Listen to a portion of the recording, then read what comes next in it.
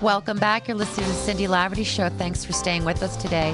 My guests are Sonica Tinker and Christian Peterson, husband and wife team, and their company is LoveWorks, and you can find them on the internet at loveworksforyou.com.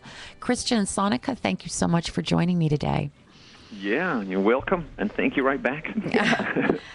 Okay, so we were talking about how, before the break, how relationships tend to just get worse. We get mired in doing the same thing over and over again. And Sonica, you wanted to expand on that a little bit. Yeah, well, as I was, when we were talking at the beginning, too, about how in the beginning of a relationship, we're focusing on what we love and what we appreciate, and we're bestowing appreciations upon our partners. We're giving them flowers and love notes. Right.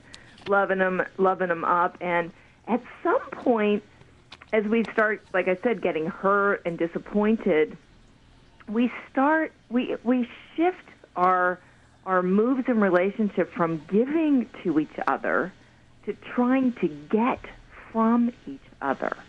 Ah. And when you think about this whole notion of trying to get something, if you guys can make a picture here in your mind, everybody's listening, this is such a powerful metaphor for our experience of what goes on in almost every relationship. When I'm trying to get and I'm pulling on you, if I were literally pulling on you, Cindy, right now, what would you do in response?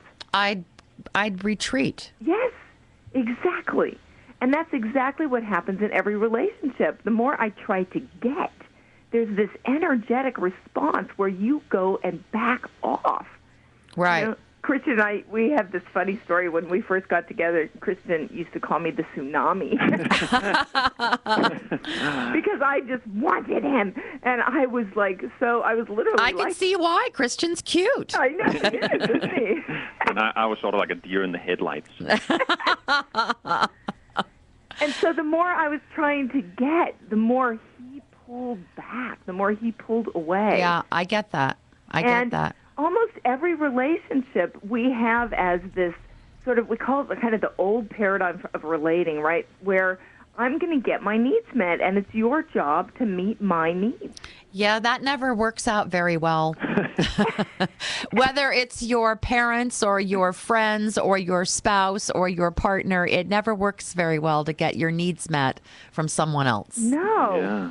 And we actually have, well, there's 2 points I would like to make about this. So one of the things that we teach people in our work is how do we, one, get in touch with what we really want, right, not what we think we want, and how do we provide what is desired?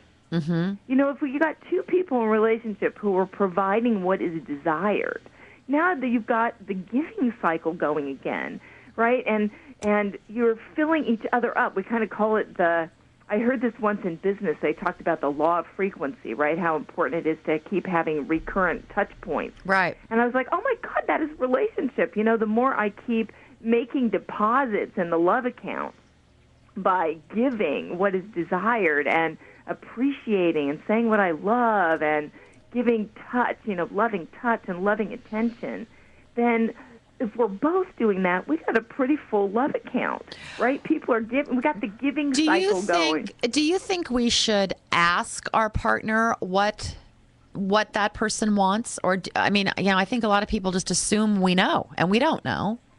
So do you ask? It's a great, yes. We've got to ask. We've got to assume. We've got to assume we don't know what people really want, first of all. I hate it when people assume they know what I want or what I'm thinking. Well, and I got to be honest, too, and say a lot of us women really expect men to read our minds. Oh, well, poor and men. a lot of us men aren't very good at it. I don't know why you would be. Why would you be? Well, also, there's all this research that's been done, too. I got to say this because it's just such a powerful thing where, us women, we've got brains that allow us to pick up all of these nuances and subtle nonverbal communications. Our brains are wired to pick up that stuff. Right. And men are not. No. So we think we are being so obvious in our nonverbal communications, and men are just not getting it. It's just flying right on by. Well, you talk to any man. I mean, I know a lot of men. You know a lot of men. You talk to any man, and he will always say to you, just tell me what you want, and I'll do it. Yeah, It's really very simple, but we're always about you have to figure out what I want. Okay, so what do we do? I mean, if we're in a relationship and we've gotten sort of sidetracked, what are some of the things I want to talk about this? We're going to have to go to break in about 2 minutes, but what are some of the things we have to start to do to change, to shift what's happening in the relationship? Yeah, that's a great question, and that's a long conversation. One, you come to one of our workshops. That's a great answer. Okay. But a great one I'll give you here. Where are your workshops? In Northern California, They're right? in Sacramento. Okay. Yep. You start to appreciate the little things that are what you do want. Okay. So that's like the most powerful thing. If you wanted to do one thing right now, you start to appreciate each other and each other's efforts. And sometimes that can be hard if you're in a relationship that has derailed pretty bad. Right. It can be hard to find stuff.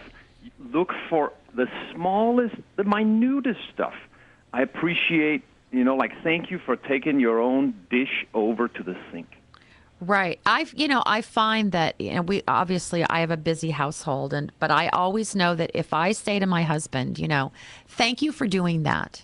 And sometimes he'll look at me like, what? I'll just go, thank you for doing that. That was, he's really happy. That will go such a long way in putting little chinks in the armor that often builds up. And the other, so our armadillo skin is what I call it.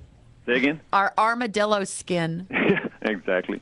And another really powerful tool is you train yourself to look for what it is you want. If I want you to listen to me, I begin to look for where do you actually listen? Even if it has nothing to do with me, I'm like, okay, well, I see you right there. You were listening to our kids. All right, you are somebody who listens. I'm going to look for evidence for you being somebody who listens as opposed to somebody who never listens. Right. Okay, you listen to our kids. You listen to your friends right there. You did hear me when I said you never listen because you responded. You must have heard me. I think we tend to use words like, never and always a little too frequently in relationships. Is that true?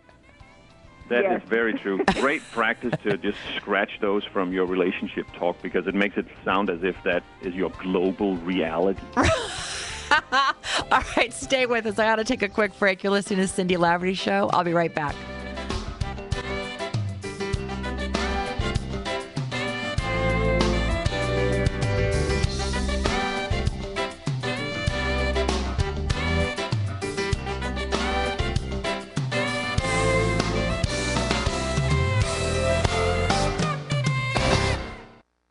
Hi.